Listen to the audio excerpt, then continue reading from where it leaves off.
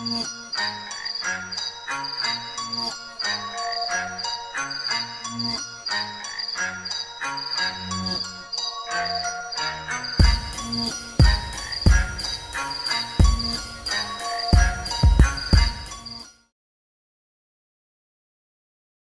all, my name is Ryan Brown and I'm the chair of the Libertarian Party of North Carolina.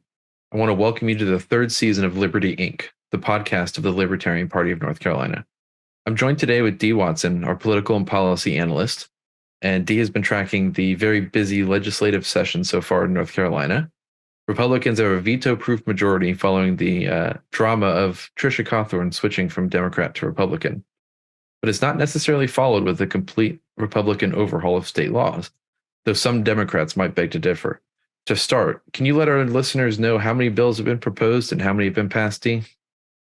1,640 bills have been proposed, but only 33 have passed, but 20 of them were procedural. So not a lot of bills have been passed, but we're really early in the long session. Of those bills that have been passed, how many did Cooper veto, and can you explain the LPNC's involvement in one of those bills? So Cooper's only vetoed 2 bills, and both of them had the veto overridden. We were there for Senate Bill 41, which is the pistol permit revision. It was a Jim Crow law that required people to get a pistol permit when they would buy a gun without a concealed carry license. It's an extra fee for people, and there really was no need for it. It's not used in most states, and it was originally invoked to, prevent guns going into the hands of people who are not white, basically. So we finally got rid of that. So that was a big leap forward for us. It was organized by Justin Hinckley, our Second Amendment coordinator, and it was the first time I had ever been to the state legislature, so it's exciting. Yeah, it was sort of a dry run for getting involved later in the year. We ended up going to the legislature later for some other bills, and as a state party, we are tracking some more bills going through the legislature right now. One of those being HB 719, the SBI Emergency Pen Register and Trap and Trace bill, and another being the HB 690, No Central Bank Digital Currency Payments to the State. Can you tell everyone a little bit about that first bill, the Pen Register Trap and Trace bill, and how it got where it is? So this is a bill that I would really like to stop. In general, libertarians are opposed to this bill. Pen register, it has to do with like the ability to track a cell phone from location to location. And right now they can't share the location data. And when you read an article, they'll say, oh, it's for emergency use. But it is for emergency use, and everybody thinks of Kelsey Smith, and if they'd only, pinged her cell phone, so that's how this all got started. But the way they wrote the bill, it's not for emergency only use. They're not, it doesn't even have to be for a suspected felony. It could be for a class 1 misdemeanor. So if they think there's probable cause that you have a bong in your car, they could track you. So this is really not just an emergency use. And I think most people would agree if there was a kidnapping situation, you would want to ping the cell phone, but it could be used really aggressively by police. And because of the way other laws work, when police officers have misused data in the past, the courts are very forgiving to police officers, let's say. So a cop could use it to track a woman who he wants to date or something like that. So there's all kinds of problems with it, and there's all kinds of potential misuse that we're concerned about. Absolutely. When a bill is to be used in emergencies, it sort of incentivizes an emergency. And if you give that power there, it's definitely potential to be abused.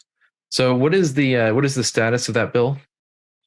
So it's currently passed the House overwhelmingly. There was only one House member, not senator, one House member who voted no. It's going to committee to the Senate, so the Senate rules, and that's where we've got to attack it, and hopefully it'll have a more difficult time in the Senate, hopefully. Gotcha. Thank you for that update. Can you tell us a little bit about the HB 690, no central bank digital currency payments to the state? So this is actually just emotionally one of my favorite bills for a very funny reason. And the reason is I just started tracking legislation this year, and we formed a committee this year to track legislation to try to get involvement. And I was overwhelmed. I didn't have experience tracking legislation, so I thought, so I told people, and we all decided to form a committee, and we would form a group, and we meet once a week, and we talk about legislation for 2 hours sometimes, just talking about legislation. And then we agreed to that membership should be involved, because there's no way that we could track 1,600 plus bills on our own. And we started posting about the legislation, and membership was interacting somewhat.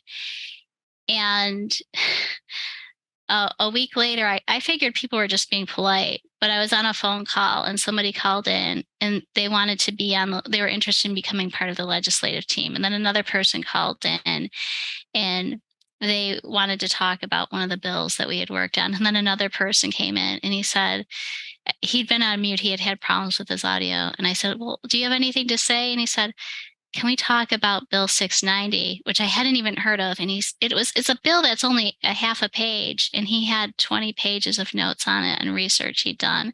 And it was at that point I realized, like, we can do this. So basically the whole party, a lot of people started tracking legislation, and this is one of those bills.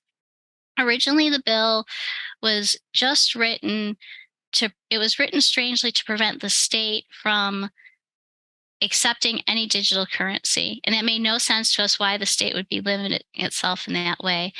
And then it miraculously changed in committee to this anti-central bank bill, which prevents the state from accepting currency from central bank digital currency, which is a government system. So the reason we like digital currency as libertarians is because we believe that the government shouldn't have a monopoly on money. And right now, digital currency, the government, it drives them nuts. They don't have a monopoly on digital currency.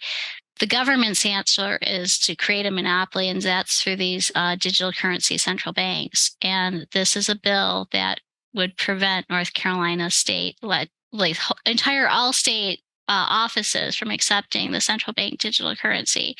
So we're really thrilled with this bill, and I think it'll be one of the bills that we will follow all the way through. Absolutely. We hope that one passes. And so with the passage of the pen, register, trap, and trace, that's one we don't want to go through, but it looks like it might. The central bank digital currency one we do like, and it looks like it'll go through. But there's a third bill we were tracking, HB 589 or SB 524, the Protect Whistleblower LEOs from Retaliation. Do you want to explain a little bit about that one and where that bill sits right now? So it turns out that cops in North Carolina who are, blowing the whistle on other bad cops don't have whistleblower protections, which kind of shocked me. And this bill added those. Unfortunately, it's pretty much dead in the water. We contacted the bill sponsor and it did not make it past the crossover date. Yep. So unfortunate. We want to have good police, keeping other police in check and everything else. But unfortunately, like you said, it didn't seem like it would cross over. So those are, three bills we thought we'd bring to you tonight, or this morning, or whenever you're listening. But Dee, is there a way that people can get in contact with you if they want to get involved, or they want to comment on a bill or show support, or tell people how they can get involved? So I would encourage everybody to go to our website, lpnc.org. There's a get involved section, but if you want to contact me personally on the Who Are We, there's also a staff section, and you can click on my name. I'm the political and policy director, and it will send you to a forwarder. Awesome. I think that's politics@lpnc.org. So yes. If they send you an email there, you will end up with it. So, well, cool. Thank you for coming on and talking about the political and policy work you're doing in the state of North Carolina. Thank you.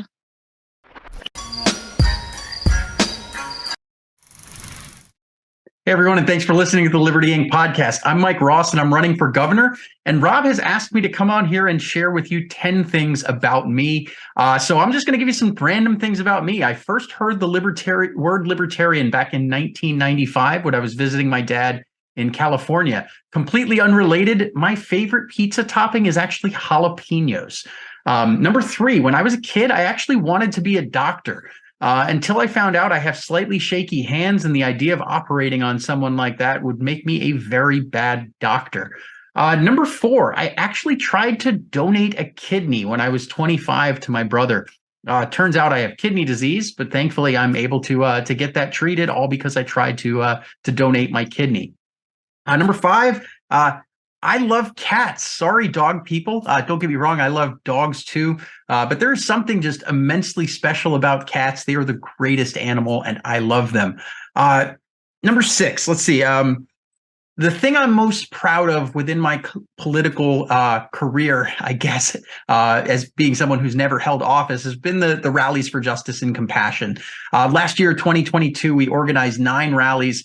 And we're able to pull together tripartisan support, right? It was something that we led as libertarians, but we had Republicans, Democrats, unaffiliateds, all coming together to rally in our local community. And really, that was just an amazing year, met some amazing people. And really, that kind of is one of the things that helped inspire me to run for governor. Number 7, how about one of my favorite hobbies? One of my favorite things to do, and it's a relatively new hobby, is actually train Brazilian Jiu-Jitsu. Let's see, number 8. How about if I could snap my fingers and bring about liberty immediately? I would probably spend all of my free time actually just finding nonprofits that need help, need talent and people to volunteer, and I dedicate all my time to that instead of politics. Number 9, here's one. How about my least libertarian position? I think it's this, but I think homeowners associations can actually be really great things. Maybe it's because I'm the president of mine and I run it with a pretty libertarian mindset, and I think that it runs really well. Now let's close with this. Number 10. The thing I'm most excited about this campaign, right, is actually coming out and getting to meet as many of you as possible, because this would not be possible without you, the libertarians who have been amazing in helping with donations, volunteering on my campaign. So obviously, I hope we can win and bring about liberty right here in North Carolina. But I am really, really excited to get out there, meet all of you, because it's we, the people of this state, that make this state great, not the government. Thanks so much, and back to the Liberty Inc. podcast.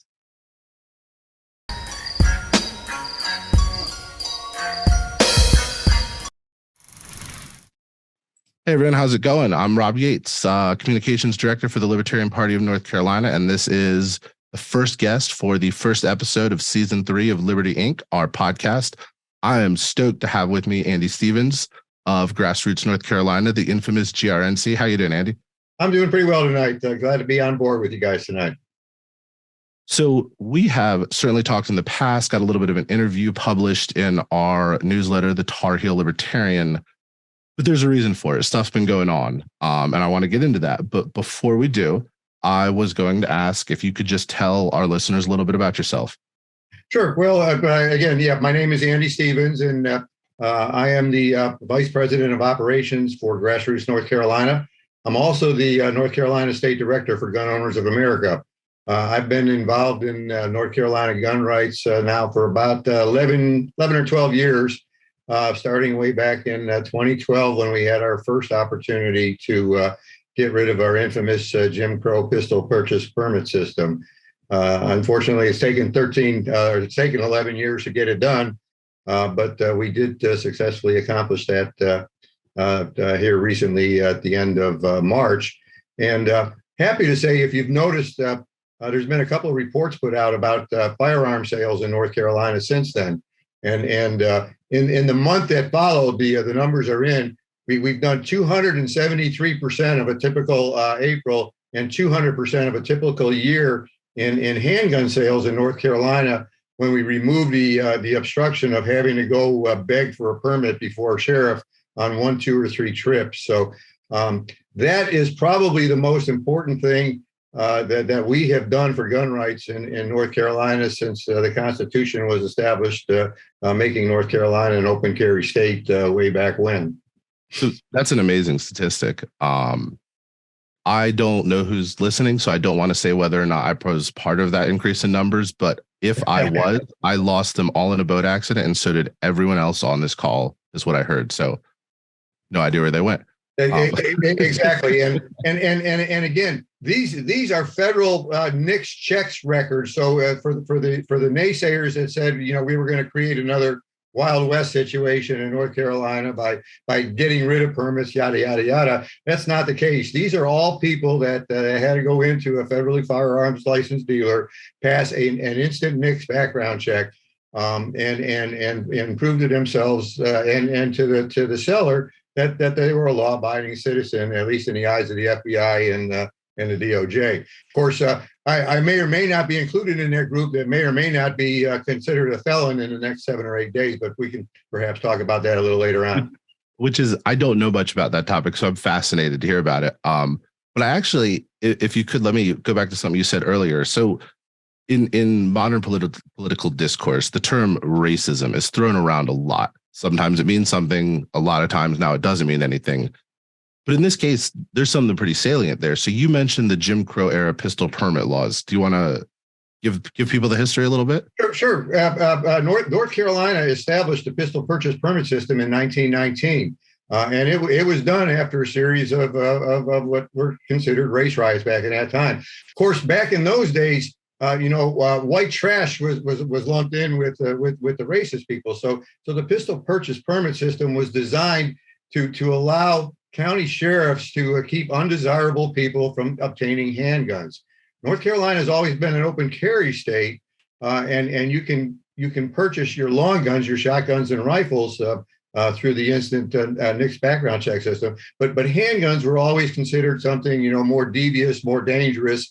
And they were then more highly regulated, and the permitting system had what's called in it part language that said that the sheriff had to determine whether or not the person requesting the permit was of good moral character, and that of good moral character meant that I didn't like you, so I'm not giving you a permit, and that was widely used by many sheriffs in the 10 years that I've been in this fight with Grassroots North Carolina. Of course, we've received inquiries from many people that had problems getting permits. That's part of the reason that drove our effort to get it repealed.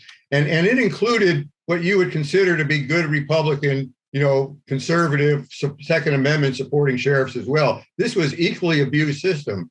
With the COVID situation that came around about 2 years ago, though, several sheriffs took it upon themselves to use the opportunity to actually stop issuing permits whatsoever because of the COVID situation. They claimed they didn't have the manpower, couldn't do it in the office, couldn't bring people in, yada yada yada. And what we found was in Wake County in particular, in Mecklenburg County in particular, in Guilford County, and in Cumberland County, the sheriffs were basically either slow walking or just flat out not issuing pistol permits at all. We sued the Wake County Sheriff twice and won both cases on that issue. We sued the Mecklenburg County. That warms my heart, for the record. Yes, and we sued the Mecklenburg County Sheriff one time and won on that record. And while we're not specifically talking about concealed handgun permits, these sheriffs were also doing the slow walk and denial process on concealed handgun permits. We're currently still actively suing the Mecklenburg County Sheriff for his slow walking of concealed handgun permits in Mecklenburg County. But the problem with the permitting system was it was used to deny permits to law-abiding citizens for no other reason than the sheriff just didn't want to issue it at all. And that has practical implications right now. So let me play devil's advocate for a second. You know where I stand, but I'm now on the opposite side. But Andy, what does it matter if it takes extra time to get our guns? It doesn't affect anyone. Well, certainly it does affect people. For example, even in Mecklenburg County, with the recent change of party affiliation by a certain woman representative there, who applied in Mecklenburg County for a concealed handgun permit after receiving death threats for the heinous crime of changing her party affiliation and perhaps changing her opinion based on knowledge gained about subject matter in matters of to be fair, it's like she went from the Yankees to the Red Sox. Well, in some case, you're exactly right. I mean, you're switching jerseys, but you're still playing for the same team. But she and her family did receive a disproportionate amount of hate and actual hostility turned her way. Her sheriff made no effort to move to issue her a permit. So technically speaking, she has security. If you visited her in the offices in the General Assembly, you'll find that she's usually got a couple of strong-armed, tough-looking guys escorting her around because she's obviously not capable of defending herself in a situation such as that. Isn't that what hypocrisy gets to me? But political hypocrisy, especially when you see a politician saying you can't have a gun to protect yourself, and they've got 10 big dudes carrying semi-automatic or automatic weapons surrounding them, and it's like, well, you apparently think guns can protect you. Exactly, and the same thing. If you talk privately with these legislatures in Raleigh and their staffs and everything, both parties are equally armed. Just one party officially on the record says that they don't want to do it for everybody else. But you're exactly right. They'll take the protection that's offered, or they'll request the protection that we as ordinary citizens pay for, but we as ordinary citizens cannot obtain on our own. Crazy. It's crazy. It shall not be infringed, but I just assume a lot of these politicians went to public schools here, but that is a separate conversation. Well, so, and the shall not be infringed actually has a lot of infringement still built into it, and we can talk about that as we talk about trying to get constitutional carry the law to land here in North Carolina as well. Well, that's an excellent segue. So the nice thing, happy ending to this story: permitless pistol purchase passed. That is a tongue twister. We worked with you all. It was awesome. We got the petition signed. We did some mailings. We called some people. Of course, Cooper immediately vetoes it, and we override the veto. So that is a win. That is a win, and it is, in all fairness to the legislature and the leadership, it is a significant win because, like I say, it's been something that's been in the process for the last 10 years. In the last session, we also passed that legislation, but of course, we did not have the strength in the bodies to overcome a Cooper veto. So we were able to do it, and we were able to do it, technically speaking, because a couple of the members of the House delegation chose to, as some people put it, take a walk the day of the override vote to reduce the actual number that was required to pass it. So then we have HB 189, and I forget the exact name of it, but it's like constitution. Well, now it's called the Freedom to Carry NC Freedom to Carry Act, I believe. It's not a true constitutional carry bill. It was watered down at the request of the House Speaker to add a modicum of training requirement. But the training requirement raise the hackles of some people that just want a true constitutional carry bill, which of course would be in the real world the thing that you want to get. But it's crazy. We need a bill to give us the right, like the fact that it says constitutional carry. It's like, wait, it's in the Constitution. But it absolutely is. But of course, our North Carolina state Constitution has that peculiarity line in it that says nothing shall so construe that concealed carry is permitted. So we've been fighting. Lawful concealed carry came about because of Grassroots North Carolina, other organizations back in 1994, the end of 1994. So we've had we've had concealed carry as a lawful means to carry for 30 years now, or just coming up on 30 years. When concealed carry was passed in December of 1994, most municipalities imposed blanket restrictions in their places of business. county commission buildings, municipal city halls, and things like that. It was a knee-jerk reaction that was done the following month. If you go back and look at the 544 municipalities in North Carolina, those that imposed restrictions against carry in their facilities did it in January of 1995 as a knee-jerk reaction to this bill having passed in December of 1994. The other interesting thing, of course, is that lawful concealed carry was passed under Democrats with Democrat support. So you can see that the movement of the politics over the course of the 30 years, where today there is not one single Democrat that would stand in support of the Second Amendment or supporting the Constitution in this regard. And we've actually had to, talk to, I'd put it politely, and strong arm our supposedly conservative Republican friends to get some of this done. And speaking about House Bill 189, it did not move forward on the last day because of obstructions created within the caucuses. I do really want to get into that, but first I want to ask you what is the difference between the permitless pistol purchase and the 189? Like what else did that bring? Okay. Well, Senate Bill 41, which repealed the pistol purchase permit system, did two other things. It also allows for church carry, what we call the church carry loophole fix. Most churches in North Carolina do not have an associated school function, but there are a number of churches that do.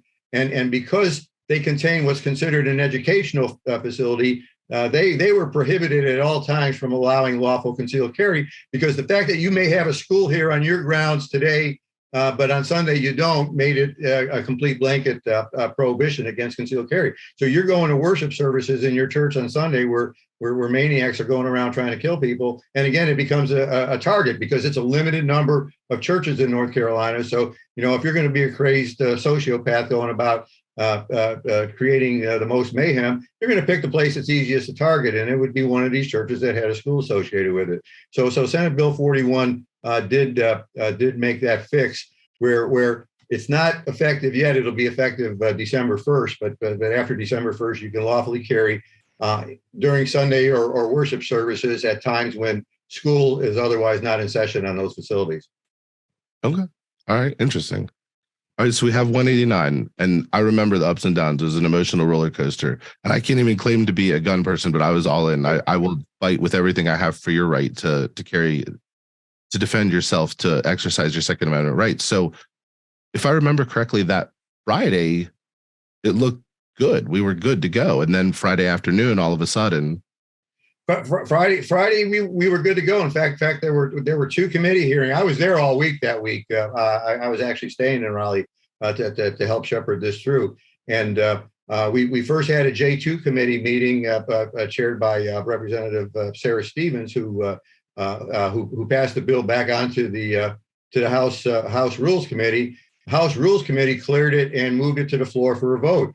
And when we went into the floor session starting at 3:30, 4 o'clock in the afternoon, it was on the agenda to be voted upon. Of course, the other bill was the Senate Bill 20, which was the abortion bill, was also part of the discussion. So it became a long evening. So not a controversial day at all. Not controversial at all, but it became a long day, and obviously they worked through the easier bills, and that. As they were getting around to 7 o'clock in the evening, they were going to break for dinner, and they had saved as most. If you've done this legwork in government before, where you have to push legislation through, whether it be at your city council, or they always save the controversial stuff for last, because they're hoping that people are going to get tired, they're going to get bored, and they're going to go away. It's like the Friday news dump. Excuse me, because they don't want you to speak up. They don't want to see you. So we were going into dinner at 7 o'clock, and as I was walking out the door of the upstairs gallery there, the speaker's making the determination that they're pulling the bill and rerouting it back to rules, effectively, although not necessarily killing it for the remainder of the session. So that's where So the whole process has been fascinating to me to watch, but this is where it really gets interesting. So it's not necessary, like you haven't given up on it. You're pragmatic, but right, we're pragmatic, but realistically, we have a tough road to hoe, especially when the Senate leader, Phil Berger, came out in public and said, we gave you guys pistol purchase permit repeal. We don't think it's necessary to do anything more for gun rights during this session. He's rationing. In other words, he's rationing our rights. And why? Well, because you know what?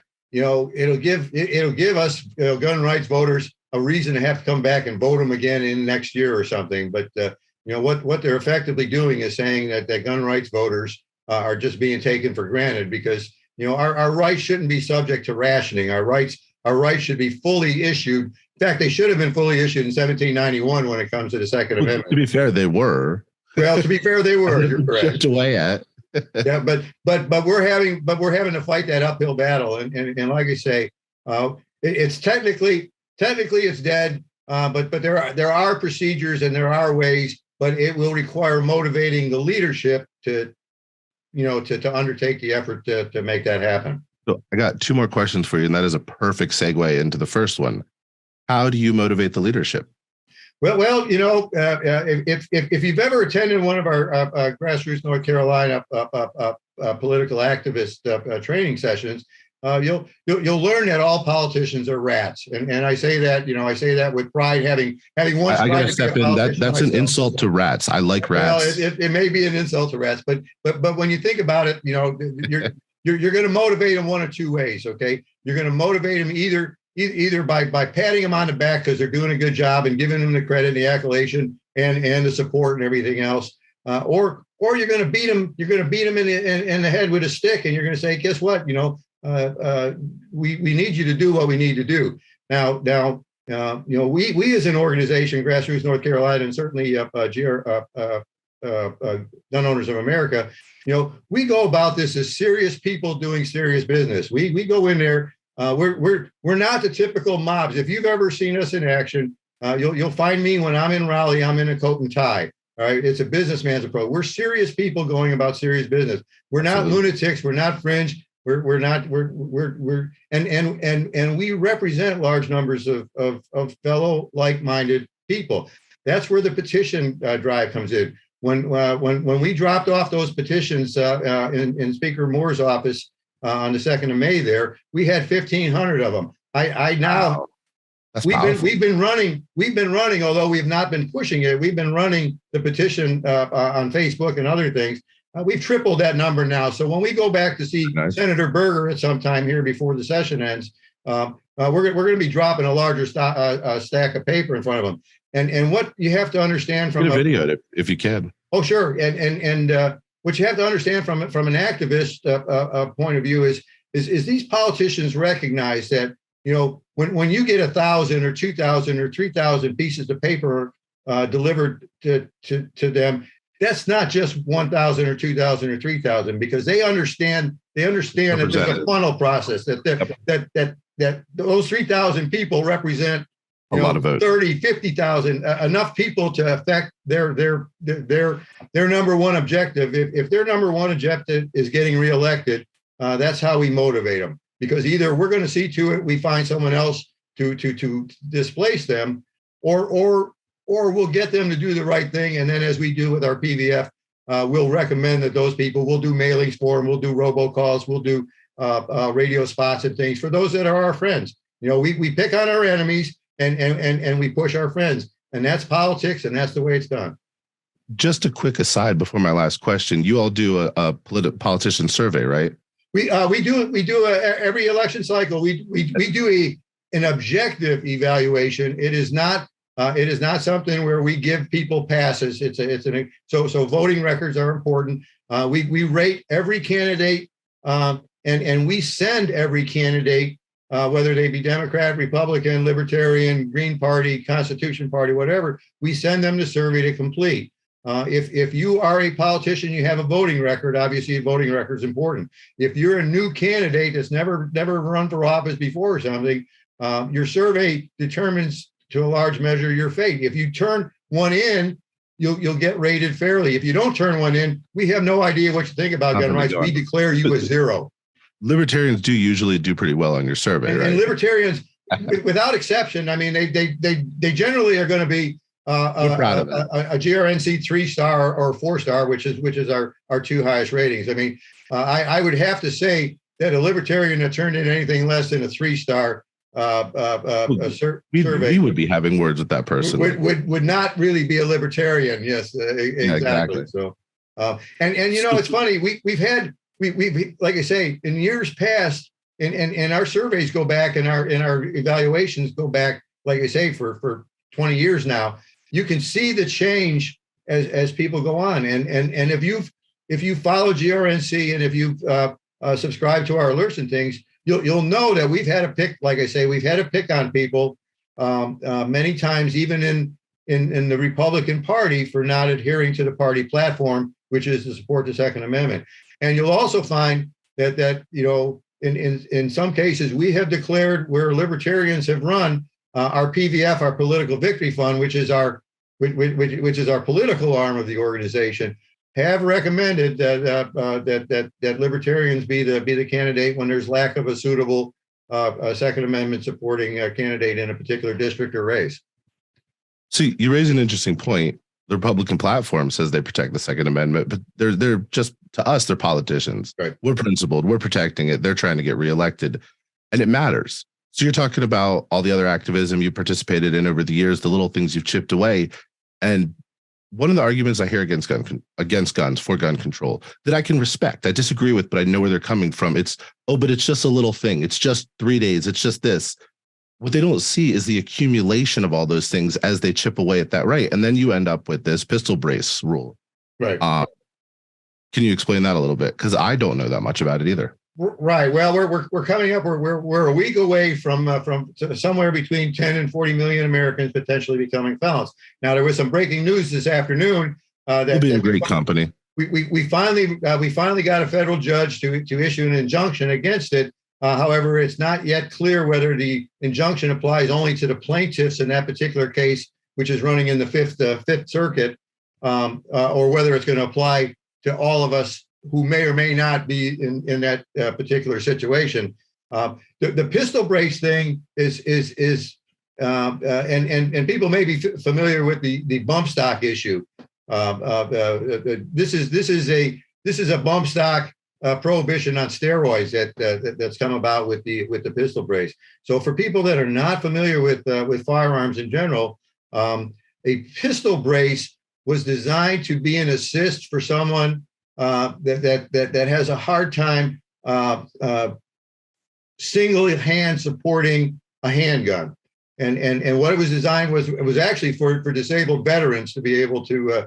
Mike Cohn actually did a video on that, showing a disabled veteran using one. Right, and of course, it became something that became popular because what it did was it offers a slightly longer barrel in some cases than your traditional pistol barrel, which is 3, 4, or 5 inches. So it gives you a little bit more velocity, a little bit more accuracy at longer ranges. It was still considered a pistol, and this is the important thing. When the pistol brace was first designed and marketed, it was approved for sale by the BATFE. It was a legal device. It did not make what it was attached to into a short-barreled rifle. This all came about in the Biden administration here in the last year, where they're looking to to take nasty, mean-looking things off the streets. They want to call it an assault weapon.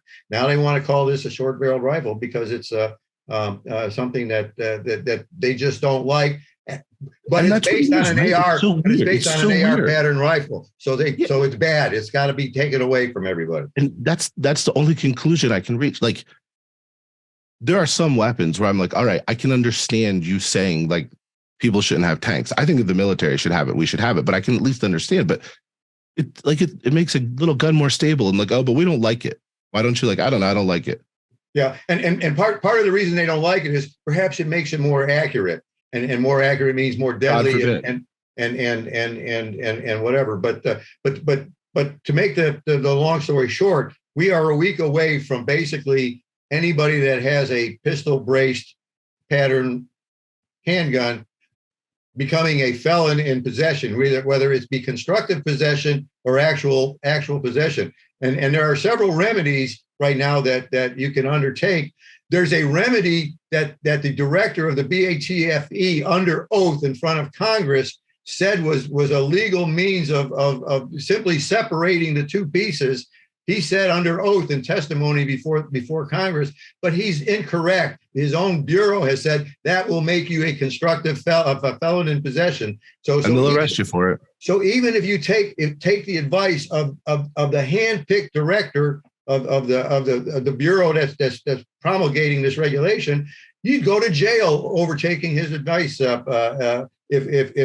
If you were to be prosecuted by an ambitious DA in a county or a district where they would, and there are DAs that will turn the repeat murderer out on the streets, but they'll take the law-abiding gun owner and lock him up and throw away the key. It's crazy. It's crazy. Andy, thank you. Really informative discussion. I learned a lot. I love talking to you. I learn every time. I respect everything you've done, and I'm appreciative of it. If you got a few more minutes, I was going to bring the panel on. Stick around and chat right after this word from our sponsors. Absolutely.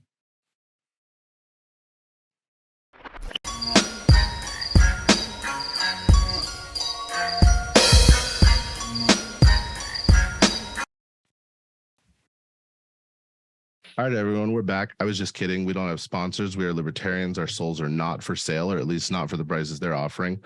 But I am very happy to say we have 3 distinguished panel members with us to join this conversation. And I'm going to start with Dee. Dee Watson is the secretary of the party and the political and policy director. And also, Dee, you went to the State House with GRNC and some other libertarians to push for the passage of 189, right? Absolutely. We are really interested in going to the legislature. We were there right before the crossover date when things were pretty busy, and I'm really trying to encourage membership to go back for several bills. I think it's a great way to lobby, particularly if you are going to see a member where you're one of their constituents and it's after the crossover date. So we really would like help with that. And I mean, Andy, you want to add color to that? Like something you and I have talked about before is what can individuals do? I know it can seem, what is one person against like the mass of the state, but you can show up, and there are places to show up and to sign up and to ally with people. Well, that's correct, and that's where your group helped out by sending out an alert and a call to action. We do that all the time through our GOA and GRNC alerts, and I encourage anybody that's watching this podcast to go to grnc.org or gunowners.org and just look for the NC state alerts and sign up for the GRNC alert, because we don't ask you to join or become a member or pay money or anything, but we need your combined mass. We were talking earlier in the program about the petition drive. We dropped off 1,500 petitions that day before crossover in the speaker's office. That was something that we did within a few days of that. We continue to run that petition drive, and you can find it if you go to our GRNC site and sign the petition. Again, if you haven't done so, we're still accumulating those because we're going to take a larger stack at some point before the session ends this summer to Senator Berger's office, and we're going to be a little bit more demanding of Senator Berger because he told us basically, hey guys, we did enough for you this session, and we think you don't need anything else from us this time around, and we're just going to politely tell him, no sir, you work for us, you don't tell us what to do, we're telling you that we need constitutional carry pass in North Carolina. Here, I love it. The other thing that you mentioned as far as showing up, developing an advocacy team. Obviously, lobbyists do it. Lobbyists get paid to do it. Organizations hire lobbyists. The NRA, the National Shooting Force Federation, they hire lobbyists who have to wear name tags and have to register. And basically, they've almost sold their soul as much as a 2-term politician running for his 3rd term, as far as selling their soul to an organization. I am a volunteer in both of the organizations that I represent, even though I represent leadership. Everyone on this I am call, unpaid. In fact, my wife knows that it's a financial hardship. I have to take time off from work. I have to spend money to do things, to make things happen. So it's a labor of love for me. And I do that in particular, even though I conceivably could get paid by some people that would be supportive of my efforts, because I don't want to be told, by some snarling leftist politician that I'm just a lackey for the gun lobby or something. No, I'm a citizen involved in the business of government and in pursuit of constitutional rights. GRNC is not just a gun rights organization. We're really a Bill of Rights organization. We take up causes that affect free speech and our other unalienable rights that are not granted to us by the Constitution, but are God-given and only recognized as they are such rights in our Constitution. So you say something interesting there.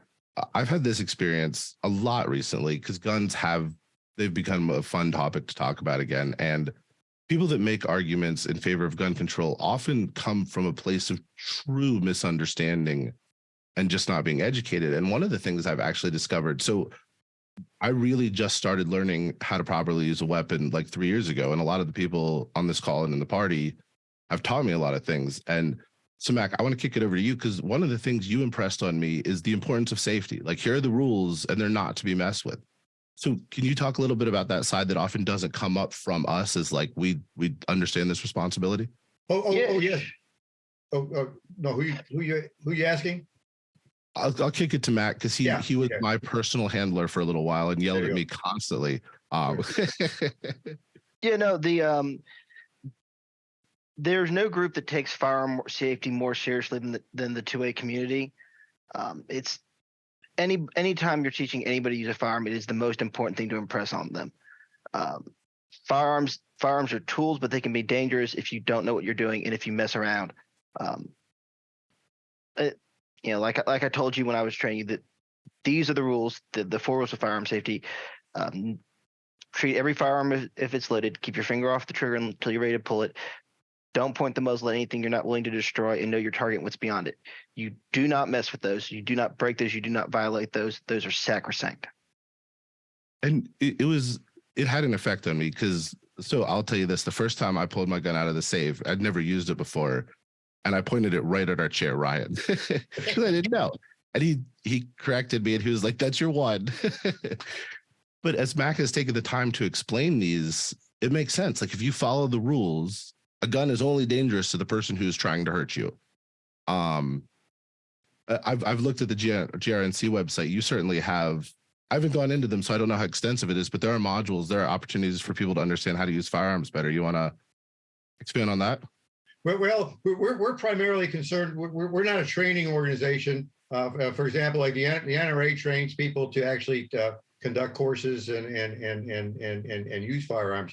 We actually try to train people on the law, because the not knowing the law in North Carolina can get you obviously in trouble with a handgun. Again, North Carolina is an open carry state. But there are places where even open carry is restricted. There's places where concealed carry is restricted. There's federal rules that are different than state rules, and the rules are constantly changing. One of the things in House Bill 189, when it first started, it was just going to be a true constitutional carry bill, i.e., if you're a law-abiding citizen, yada yada yada, you can carry a concealed handgun. As you could a open carry handgun. There's no particular training required of you in North Carolina to open carry a firearm anywhere in the state. There are requirements for training to obtain a concealed carry permit. The Speaker of the House, Tim Moore, felt that it was important enough to consider some type of training aspect for concealed carry. And the training that is done for concealed carry permit is again dual in nature. One of it is safe firearms handling. This was just discussed. It also gives the opportunity for someone new to a firearm to have someone help them learn the basic functioning of their firearm, whether it be a semi-automatic, a revolver, or whatever, and also a little bit of training about the necessity to understand the operating parts, cleaning that's necessary, disassembly and reassembly, and some of the malfunctions that could happen while you're having to use a firearm in a stressful situation to protect your life. Because you carry it around and you think it's going to work and it doesn't go bang. What do you do at that moment? And if you haven't trained for that moment, you're not going to successfully survive that situation in a situation like that. So training is an important component of using any tool. And again, a carpenter has to learn how to use the tools that are in his carpentry kit. He can take a piece of wood and butcher it, or he can turn it into something beautiful. The same thing is true with a firearm. In the hands of a well-trained, well-schooled person, that firearm is a very effective and useful tool. In the hands of someone not so well trained, it's a rock. It's a rock that you get one-time opportunity, or a hammer you can bang someone in the head with. So, as I mentioned, a lot of people around here train me on these things. Justin taught me how to clean a gun, I will say, and I got a question for Justin in a second. He cleaned it so fast. I'm sorry, dude. I have no idea what you're gonna have to show me again. But the concealed versus open carry thing is interesting. And Mac, you were trying to explain this last week, and we all know I'm a little dense. But it was incredibly reflective of how just stupidly arbitrary some of these rules are. Can you get arrested if you're open carry, but it's not like in the right spot? Yeah, well, so can I interject here? Yes, go ahead, Justin. Please. Justin, so one of our the Second Amendment's issue coalition coordinator. Yeah, and Andy, thanks for coming on. Appreciate you having us coming on here and being with us. Sure, absolutely. So one of the great things about the laws in North Carolina that I've noticed in my time reading them and attempting to understand them is that there's a lovely lack of definitions for the terms that they use. So there's actually no clear definition of what constitutes open carry versus concealed carry in North Carolina. It's something to the extent of readily available to the eyes or something like that. So it's not clearly defined in statute. So theoretically, if a police officer decided that you were not openly carrying enough, then yes, you could get in trouble for your gun being in the wrong spot or not being appropriately available. And it just seems so ridiculous. It's just, we don't like this. And to add even more to that, for example, with concealed carry, we had the law changed a number of years back where you could conceal carry in an establishment that serves alcohol. You cannot consume alcohol. You cannot have any alcohol. You have to have basically a zero tolerance, zero BAC if you're concealing carry. However, in North Carolina, you can open carry after having drunk yourself past your ability to drive a vehicle. There is no limit on intoxication if you're open carrying. Now, if you're inside the establishment and it's concealed, and you're drinking, you're obviously in violation. If you're inside the establishment and you're open carrying, you're obviously in violation because open carry in a place that serves alcohol is not permitted. However, if you're out in Raleigh's new social drinking district, you can be drinking all the Mai Tais and Bud Lights that you want while open carrying, and you basically within the law. But if you're concealed carrying out there in that same social district doing the same thing, you're in violation of the law. So again, it's very important to know the laws, and the laws do change from session to session as we add things. And we get bogged down in some of this minutia, and we're fighting over little aspects that they think they can make a case to take a little bit more of your rights. But Dee, you tell a story of when you were, I believe, in grad school in New York, and some of the concerns you faced being female and the restrictions they had on firearms there for protection. And it's pretty crazy. It's pretty compelling. So I was an undergrad, but yeah, I mean, the thing about this House Bill 189 that I really liked is I have two daughters. So eons ago, I was in that situation. Young women who are really young, like 18 to 21, are in the most vulnerable group imaginable. In my situation, the campus that I was on had a serial killer who would rape women and then strangle them while he was raping them. And some of them died first, and some of the, I mean, like, it's a little more complicated, but he had a whole series of victims. So the entire school was terrified. But what we really needed, I mean, I actually changed my major because I couldn't go to the computer science lab late at night because I was terrified. It's so crazy. I mean, when they say we needed more women in STEM and in sports, my answer is what we need then to help us is a gun. Because if I had a gun to walk around campus and conceal carry, I just would have felt so much safer, and it would have made such a difference for me. And I mean, now I have two daughters who are in a similar situation. One's 18, one's 20, and they're just in such a vulnerable population on campuses. So what we really need for these women is the right to conceal carry, and the right to conceal carry on campus. Everywhere. It should be without question.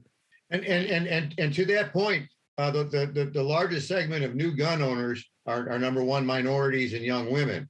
And of course, talking about House Bill 189, one of the other provisions was going to allow concealed carry for 18 to 21 years old. Right now, you have to be 21 years old to get a lawful concealed carry permit. And again, no other right in the Constitution has an age limit on it that says that you have to be a certain age before you can exercise it. Again, you talk about the arguments that the other side says, well, they're immature and everything else. Well, but as Dee just pointed out, the firearm is an equalizer. The firearm, again, is a tool, but it's an equalizer because it'll take a 280-pound man and a 98-pound young woman and put them on an equal footing where one has the means to defend themselves against the other.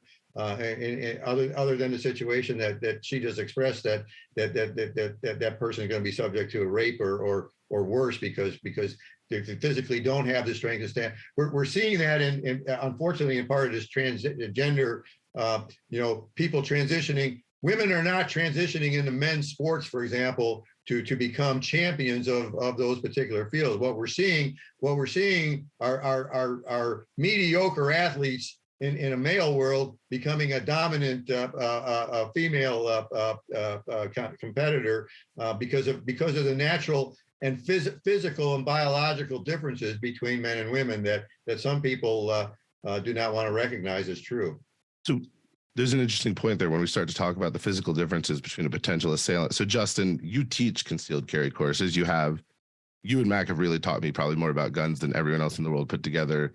And I apologize, it goes out this year, but that's me. But you've written about this too. How important is that equalizer when somebody is physically outmatched? Why not just tell them to learn jujitsu? Well, first of all, Rob, we'll get you there. Repetition will eventually cement it. But I mean, everyone likes to talk about, the dangers of owning firearms, dangers of carrying firearms. Regardless, you are at the mercy of your assailant if you are unarmed and untrained. And simply purchasing a firearm separate from training can offer you the opportunity to actually engage in a fight that you might not otherwise be able to engage in. Because as it turns out, it takes many years of jiu-jitsu or judo or any other type of fighting training for you to equalize the stakes against someone who has a jump on you and is more aggressive than you. And even then, but a gun basically makes an ambush a fair fight. Yep. I'm sorry. I was saying even then, if they knew jiu-jitsu too. Exactly. And there's guns, when we analyze concealed carry and things like this, guns equalize the playing field in so many different ways. I mean, in many fights that I've been in and that I've seen, technique, separate from technique, the more aggressive person can sometimes overcome their own deficiencies. And while that may or may not be the case when you have bullets in you, once you start losing blood pressure, that's simply a matter of biology and time.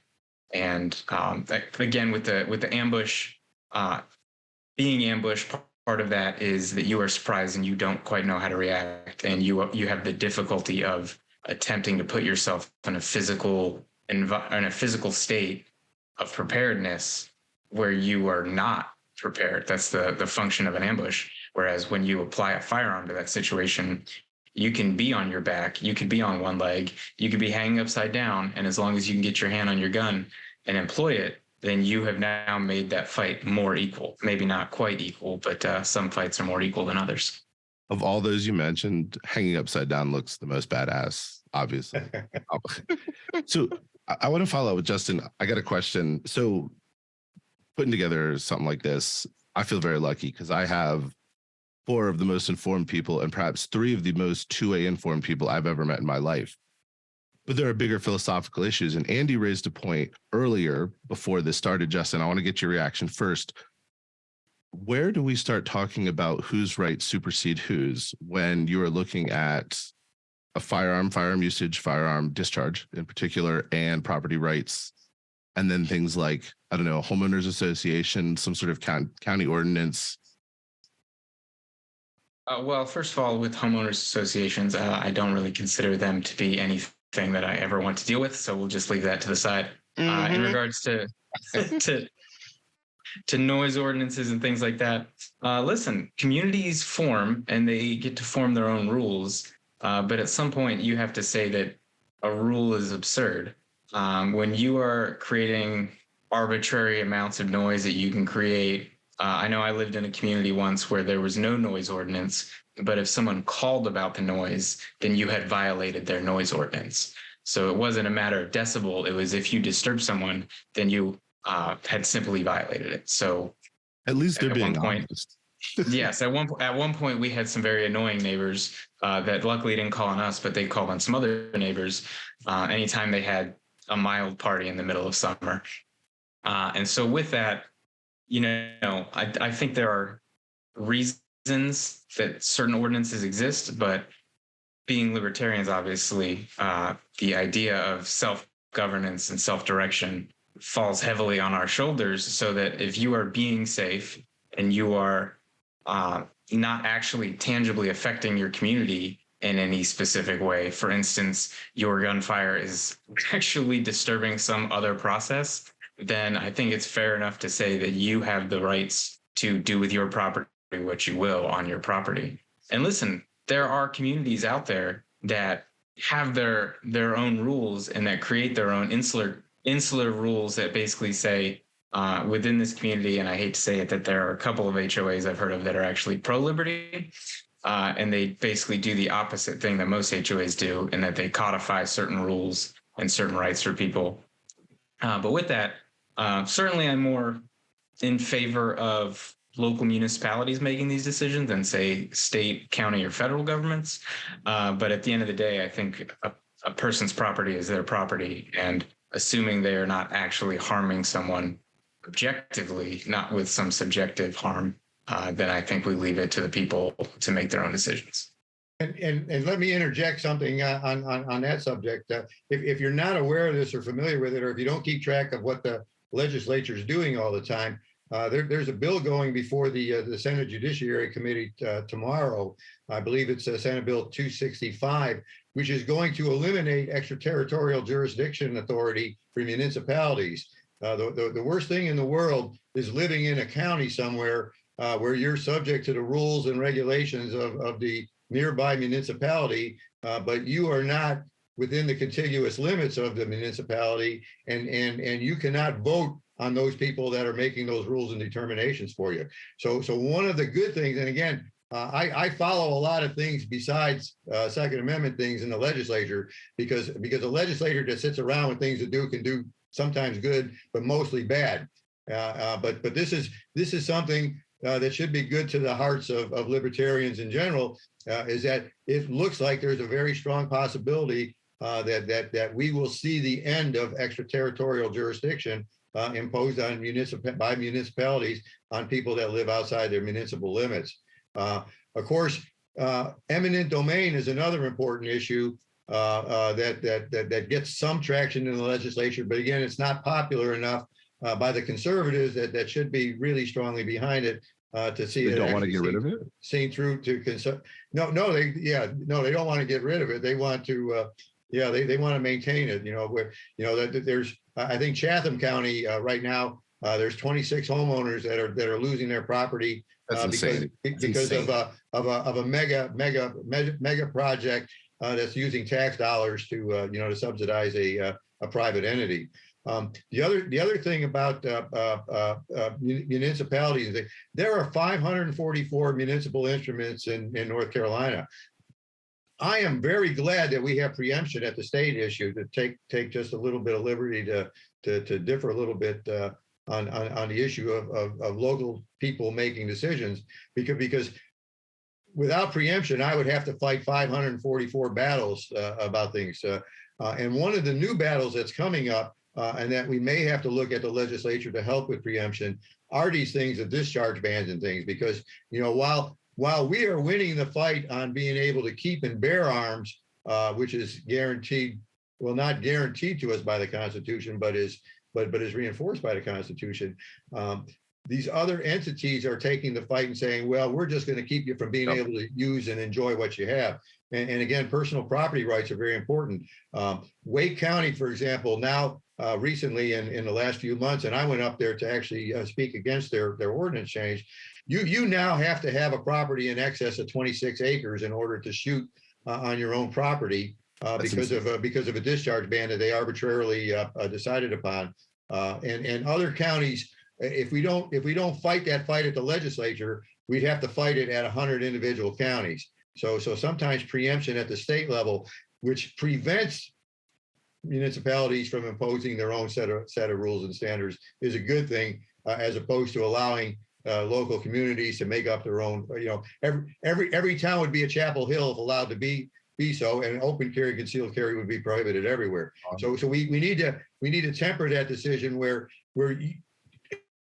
an HOA joining it voluntarily. A county government, you may live in that county, but the county shouldn't treat you like an HOA occupant, and you should have the right to enjoy the fruits of your own labor and the fruits of your own property. And discharge bans is going to be the next fight that we're going to have to pursue, because as we grow more urban, obviously there are demands on noise. People that move to the country don't like the smell of nature. They don't like the chicken farm next door. They don't like the hog farm. They don't like the sound of gunfire. They don't like the roosters crowing at 5 o'clock in the morning when the sun comes up. So we have to temper those. When you talk about when does your right infringe on something else, well, certain things, noise is a given.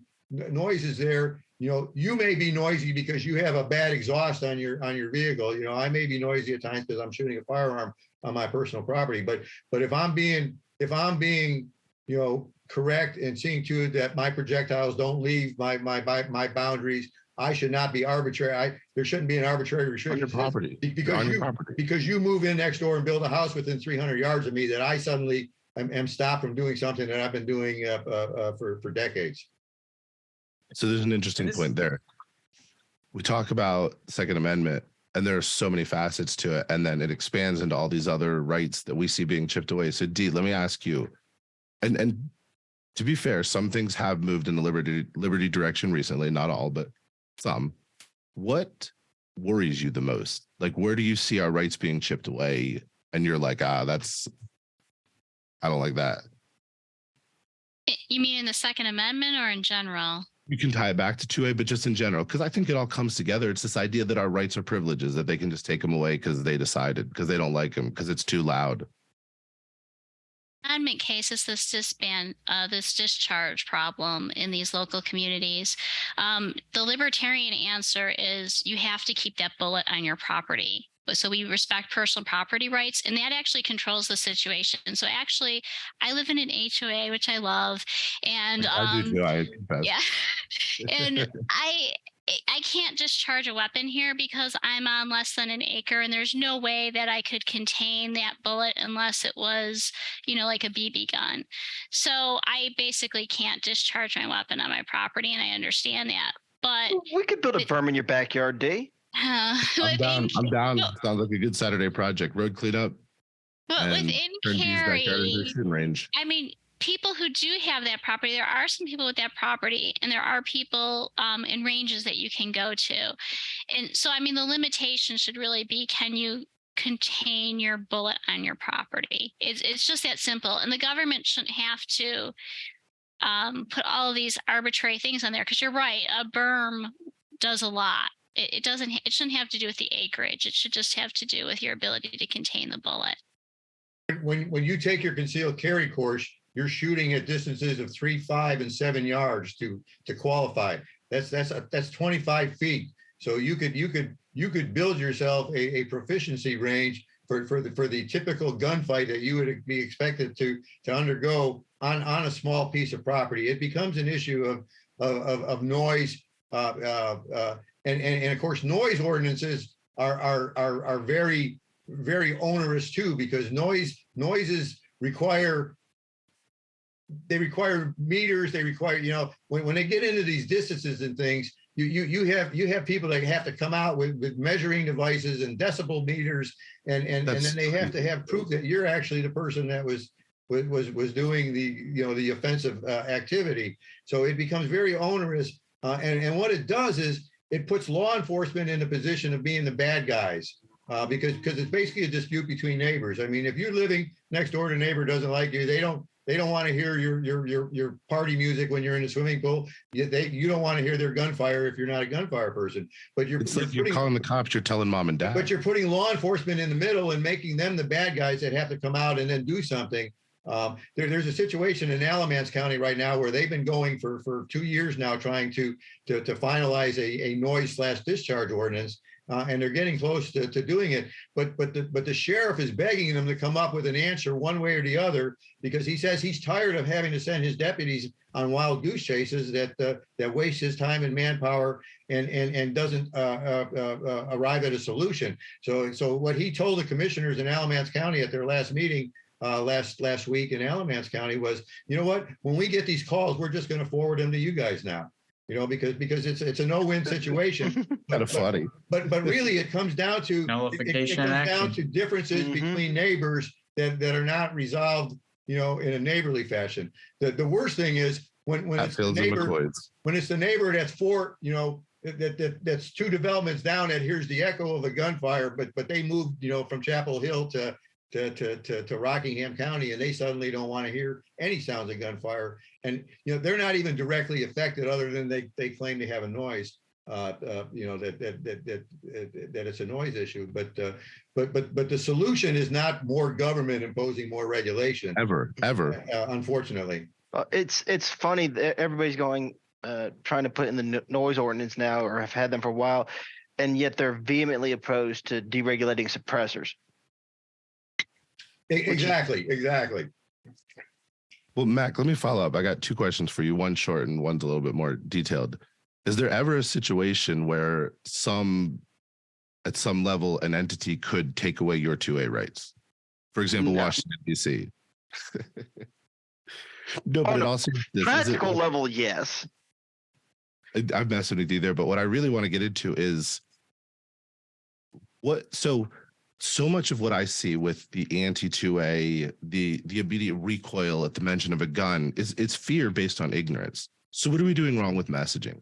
Because you told me, you were like, this is a tool. It's a very specific tool that does something that you don't want to be on the receiving end of. But if you treat it like a tool, it's just like a hammer hitting a nail. And then it made sense. And I feel much better knowing how to use a gun. That you made me, Rob, clear that gun. Rob, you didn't clear that gun. All right, I'm sorry. But seriously, like, what are we missing on messaging? How do we get that out there? That's a good question. Obviously, a lot of people on the left, a lot of the anti-2A people have done a really good job building up fear. And I guess to counteract that is just to get more information out there, to get more people accustomed to that. And the hard part about that is to really do that, you actually have to get guns in people's hands and get them trained. It's not just a message. I don't think messaging alone can fix that. I mean, you've got to get people actually out to the range, get people to understand that it's a tool, and that and if you treat it appropriately, it is safe. It goes a long way. Andy, anything you want to add to that? I know you're involved in messaging all the time. Well, yeah, and of course a number of things. I mean, here in North Carolina, probably at least half the population own firearms, and probably secretly the numbers even higher than that, because there are people that when polled on such subjects are going to lie. Particularly if you happen to be of the Democrat persuasion, you're not going to publicly announce that you're a firearms owner. The other part of it is again, it's fear mongering. Most of the crime, most of the things that people see on the news, can be relegated to 2% of the landmass of the United States.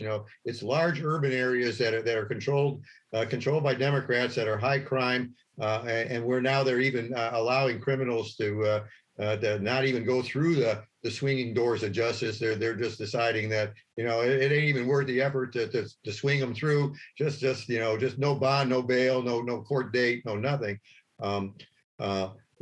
Years ago, and this is closer to my time growing up and going to school, gun safety was taught in the public schools. But now if a kid's in the cafeteria in the school and chews his Pop-Tart into something that resembles a handgun, he's going to be suspended for 5 days. And the education monopoly is gone a long way to induce that fear in a generation that's been growing up through schooling over the last 15 or 20 years. Maybe if we give parents school choice, the schools that they will go to will hopefully be schools that teach a broader perspective of rights and responsibilities, and we can break that cycle of growing up a whole generation that doesn't do it. The other thing that I would also add, of course, is the elimination of the draft. And becoming an all modern volunteer. That's music to our ears. A lot of people learn gun safety because they were drafted in the Army. Now they may not have learned and always adhere to what should have been taught or how they've been taught, but at least they were exposed to firearms. They were exposed to it. Obviously, in a combat situation, they've been exposed to it in the worst way. But most people that join the military have not seen combat, and that you can go back to all the war. Most of the people are non-combatants, but they still receive firearms training. They still, they were issued, a 1911 handgun. They were issued an M1 carbine. When they were called a rear echelon, all your support people, but they learned fight. They had to go to the range. They had to they had to assemble and disassemble and clean the weapons. They became familiar with them. They had to carry them with them. They learned something, that we've lost with the modern volunteer force. That is, just a small percentage of the country's population now. So you mentioned the 1911, the rear echelon. I'm going to go out on a limb because I've heard these two talk too, that the three of you could get really nerdy on guns for a long time. But I'm going to get just slightly nerdy on guns. So I am going to hopefully open up a little free-spirited, intense debate. First time I was hanging out with this crowd, I innocently asked a question, not knowing that it was going to turn into a significant debate. So we'll start with you, Andy, but I want to know, what is better for home protection? I'm going back. Yes, of course I do. Shaking her head. A 12 gauge shotgun or an AR? Home protection, it depends on where you're at and what you're doing. Now, a well protected home has various means of protection, because if you have just one handgun and you're in the wrong room. My specific question though that I asked them, and this got intense. Right. 12 gauge They will shotgun, not pick a handgun. 12 gauge shotgun or AR? Given my choice and having the ability to have it close by, I would go with the shotgun in the home, and I would do it. I would do it for a couple of reasons. Why? Now I'm fortunate. I live where my nearest neighbor is probably 600 feet away, so I don't necessarily have to worry about over penetration and killing the person three apartments down the row. So again, the 4 rules of gun safety: you have to know what you're shooting at, and you have to know what's beyond your target. So you need something that's going to stop the threat. You want to stop the threat, but you also have to be obviously knowledgeable enough of knowing that your threat may not stop the bullet if it's an FMJ projectile and it's being powered by a high powered AR pattern rifle.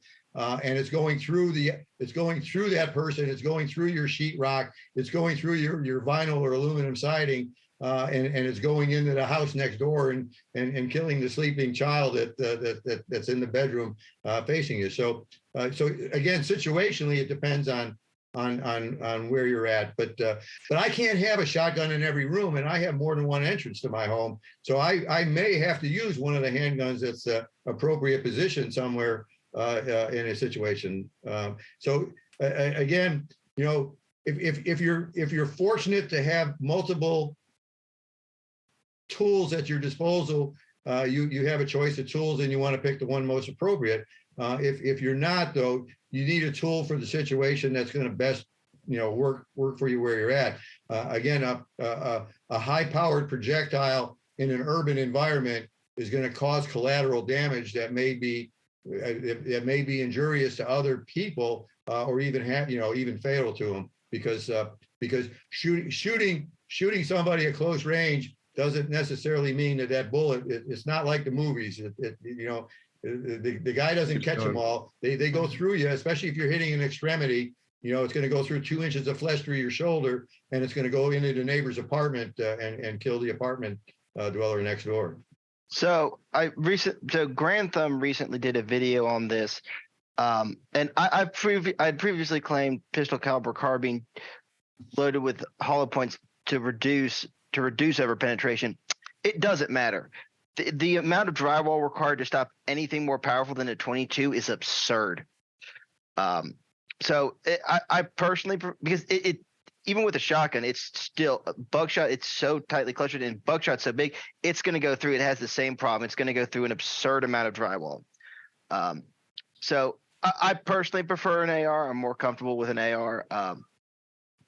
Although the one thing that did actually do fairly well in the overpenetration test that Grand Thumb did was, and I can't remember what it was, but it was a specifically designed 5.56 round that actually does break up in drywall fairly effectively, and only went through about 2 or 3 walls as opposed to like 6. Justin? AR-15, 30-round mag all day. Mm-hmm. So I will say, Andy, if I'm going through the drywall anyway, I want the capacity. Yeah, Andy, I really like your phrase there that the bad guy doesn't always catch them all. I'm gonna have to use that in the future, but ideally, he's gonna catch all 30 in the chest. Well, you would hope that you have a nice tight shot group and deal with it that way. But you're exactly right. But and again, that's where training becomes important, because if you if you just pick it up the first time to use it, after having bought it 3 years ago in a situation like that, you'll probably find yourself at a table in a courtroom looking at a jury deciding your fate at some point. And that's something else you need to consider too, because when you talk about the firearm that you're using, and you talk about the projectiles that you're also using within it, understand that the defense attorney or the prosecuting attorney is going to turn you into a gun nut one way or the other, because you're using killer bullets. You're using a gun designed as a weapon of war. And while I'm not an advocate or a spokesman for any type of insurance carriers, if you are going to be a firearms owner, I highly recommend that you have an attorney on speed dial on your phone, or have a plan through some of the various organizations that provide a package of protection for the post-shooting trauma that you are going to go through, whether you successfully defend yourself in a life-threatening situation or not. Because even if the guy comes into your home and you have castle doctrine to protect you, you may not find yourself in large time legal jeopardy from a criminal standpoint, but it's still going to be expensive to clear your case. But you can expect that the family and friends of that perpetrator are going to sue you for all you're worth in civil court, and you best have an attorney willing and ready to defend you in those situations. In addition to having that attorney on speed dial, do not talk to the cops without the attorney. Exactly. Ever. Yeah, if you ever have to use a gun in a threatening situation, you need to place a call to 911. You need to ask for 2 vehicles, one for yourself because you've been traumatized, and you need one for the victim or victims. You don't want to ride with them together in the same vehicle, so that's why you're asking for 2. And you don't want to speak to an attorney. I mean, you don't want to speak to law enforcement. You don't want to speak to you don't even want to speak to other observers there by saying anything. Like you say, and again, that takes training and that takes mental preparation. You have to undergo the scenario of what's going to happen if I ever have to use my firearm, and what am I going to do? Because if on the spur of the moment you say, "Oh, I wanted to shoot that bastard until he was dead" or something, I mean, you're going to be hung out and that doesn't play well for a jury in front of a jury, because all those words will be used against you, if not in a criminal case, in a civil case by those associated with the person on the other end of that the barrel of your gun. So fascinating conversation. And I asked that question a little bit tongue in cheek because I really did just ask that innocently. And you saw Dee shake her head. Like, she and I have had to listen to intense debates. But what I learned is like the depth of the science behind it. How many walls could it penetrate? What is your situation? Mac explained to me, like, for every meter, how much buckshot or birdshot spreads out. I'm going to get in trouble for not knowing that later. But it turns the paradigm, the narrative of, Wile E. Coyote shooting off crazy. It turns it on its head. And it was fascinating to me. It really changed my perspective. And that's what conversations like this do. This has been awesome. Dee, Justin, Mac, thank you so much for jumping on this. And Andy, thank you times a million. This is, I want to do this again. Like, I feel like we could go for 3 more hours. But then my wife would get mad at me, to be honest with you. well, as topics come up, I'm more than happy to come on. Like I say, I mean, you're trying to grow your population of like-minded people. We're trying to always obviously grow our population for the same reasons. And we as an organization, and I say I'm not a libertarian by party affiliation or anything, although I'm a libertarian. Debatable, Andy. I've moved away after 40 some years of Republican. I'm currently in the unaffiliated. Congratulations. Ranks, but offline we can have some conversations about some libertarian views and things that might need to be discussed. Yeah, we're very used to it. but the reality is, obviously, in a nutshell, politics. It's important to get involved in any way you can. And whether it be as a third party getting candidates elected that support your views, or motivating those that can support portions of your views, we need to better accomplish that at the legislature. Like I say, there's a lot of things that go on there, some good and some bad. On Twitter, I think one of your candidates running for governor, came up with a whole laundry list of new things he'd like to implement. What we need in government are some people willing to first stop doing some of the things that we shouldn't be doing in the first place, and recognize we're not going to change all the bad things overnight. We're not going to be able to create a better world, and sometimes. Unlike some folks that want it either as an all or nothing process, and the same can be true about gun rights. We certainly would like just a pure, clean constitutional carry bill that says if you're a law-abiding citizen, you can carry a firearm. People have some hesitation that are in elected office. They want training, so we'll put in a training component, but we don't want a training component that turns you into a government statistic, a registered person. So there's constraints there. The second thing we have to recognize, though, is that the way the political situation is today, we are always now going to be one election away from a 180-degree turn in the way things are. Unless we get some libertarians in there. Well, unless we get some libertarians in there, or people who are like-minded on enough issues that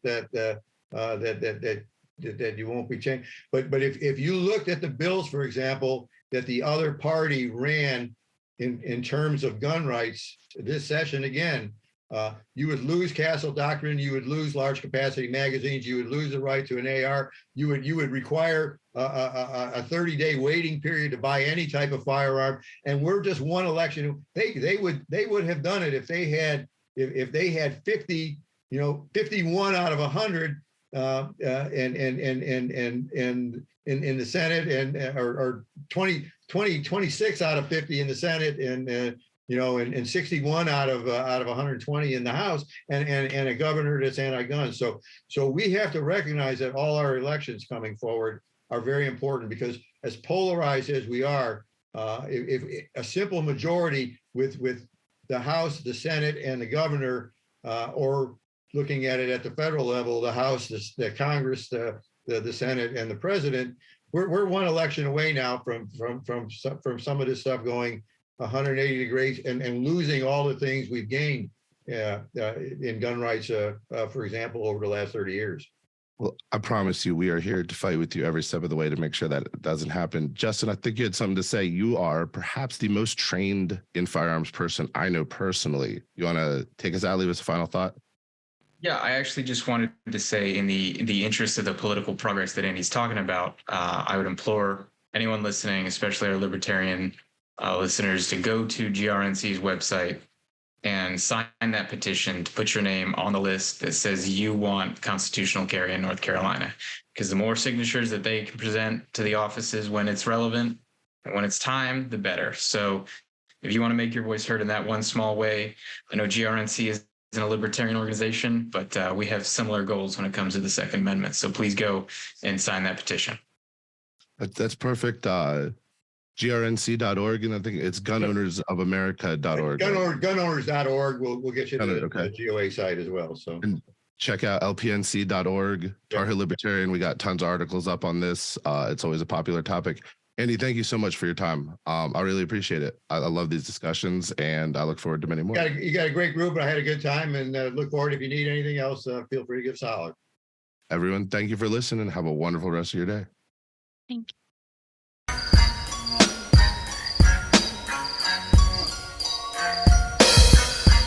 Hi, my name is Travis Groo, and I'm with William Wells, and we're here to talk about sports, or sports ball. And this is episode number 1. So how's it going, William? Are you ready for this? Yes, sir. I'm ready for it. Let's do this thing. Please tell me you're a Canes fan. I am a Canes fan since they came here.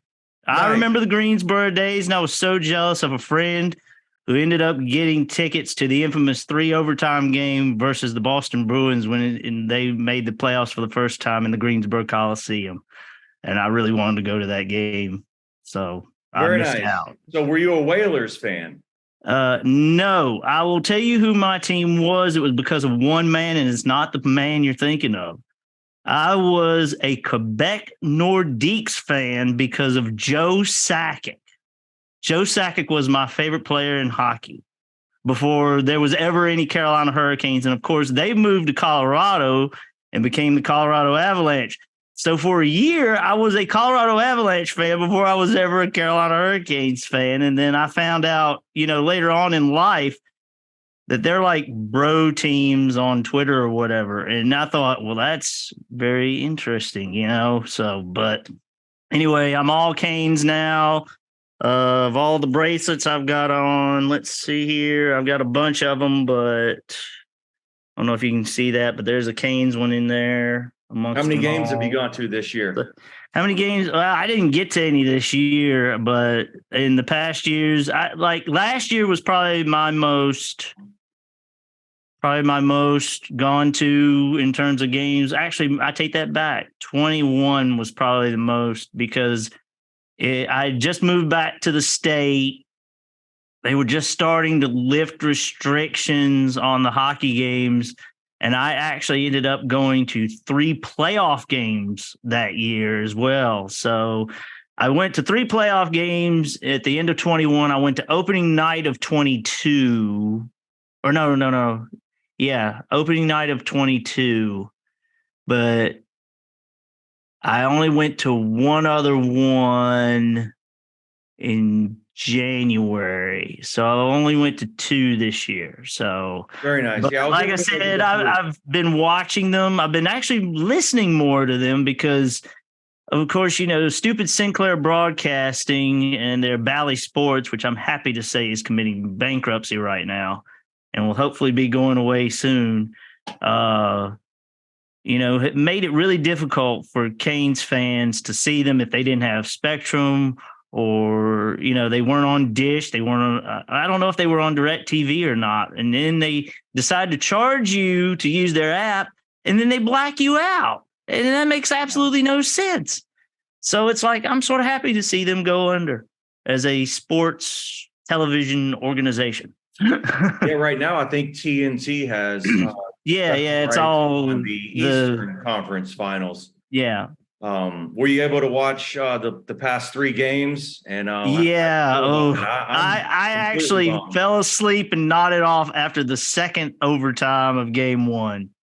Well, I was actually keeping up with that game on my ESPN app, and so Florida had scored, but that goal didn't count. Right. It got waved off.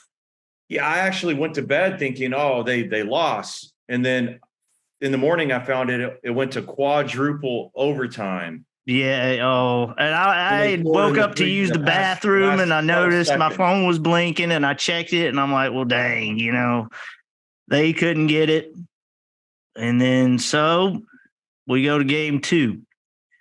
And I thought they played a good game 2. They weren't as sluggish in the first period in game 2. It's just, I've got to say this, Bobrovsky is so far got to be the man is a monster at the pole right now. He's got the inside lead for the Conn Smythe because he has been the Florida Panthers. He's reminding me a lot of when he was on Columbus and they made their run when they knocked off Tampa in the first round and almost 1-7 in the second round as well. And it was just too much.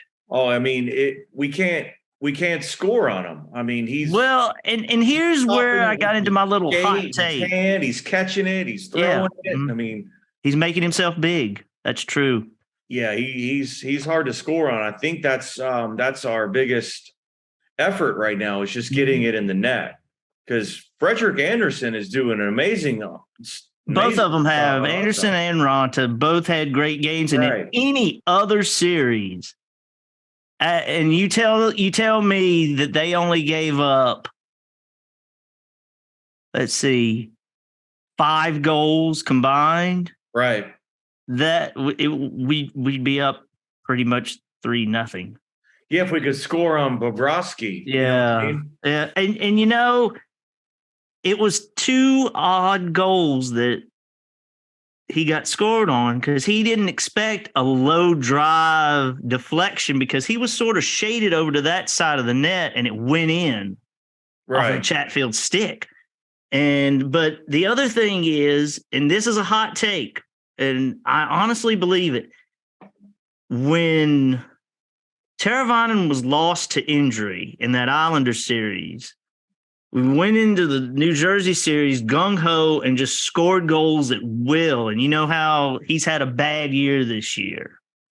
And I said, oh, my goodness, we found the switch. And then he comes back. And then suddenly our offense drops again. And I don't think that's a coincidence. So game 3, where were you? And I think he messed up the timing and the chemistry that was developed in that New Jersey series, and it has just been off kilter. Aho is sort of gone out of sorts as well because I think all the lines have been thrown into chaos. Yeah. So where were you watching last night for game 3? I was here, and I had it called up on the TV. And where's here? Well, it's Pelham, North Carolina. It's my home. And it was just me and myself and I. My mom doesn't watch hockey, so it's just me watching it and going with the ahs and oohs and oh no's and oh yeahs. Loud and excited. Yeah, awesome. Yeah. I can't get too loud and excited because she'll get on me. So Yeah, she's trying to Mama's go to still sleep. Mama, right? Okay. But I don't have to worry about that tonight. My dear grandmother had an episode today, and so she's staying with her tonight. And just as a precaution, but everything's okay with that front. So Okay. but Okay. but it's funny. Predictions for tomorrow night. Predictions for tomorrow night. I think once again, Rod's going to have them ready.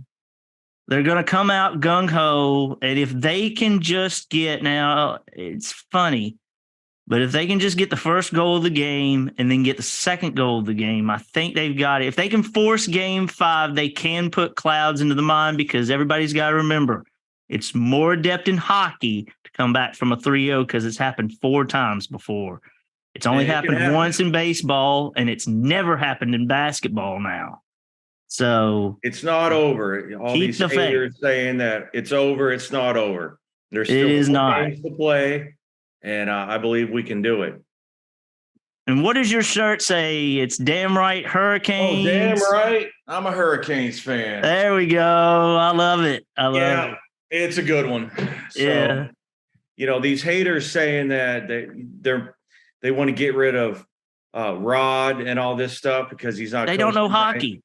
They have no idea what they're talking about. We wouldn't be where we are right now if it weren't for Rod. So I think they're just upset. I don't think they get the fact that we're there because of him. Is that how you feel? Yeah, there's a lot of weirdness going on, and I actually brought it up that our 5-year run here has never been done as good as it is right now, right, in the entirety of Carolina or Hartford.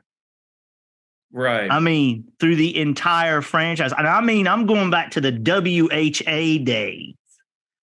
They never crossed the 100-point barrier. And they had not crossed the 100-point barrier since 2006. Of course, we all know what happened then. But they had 99 the year they came out of the doldrums to make the playoffs. And now the last 2 years, we have 116 last year and 113 this year. And we couldn't ask for anything more. Yeah. We got a couple minutes left. I know we talked about the Canes a lot, but I did check the game 1 for the Carolina Panthers, I believe, is September 10th. It's away. I believe they're in Atlanta. Against that team down I-85. Yeah, Atlanta. And I lived there for 12 years. And I hate to say, there's still a soft spot in my heart for Atlanta.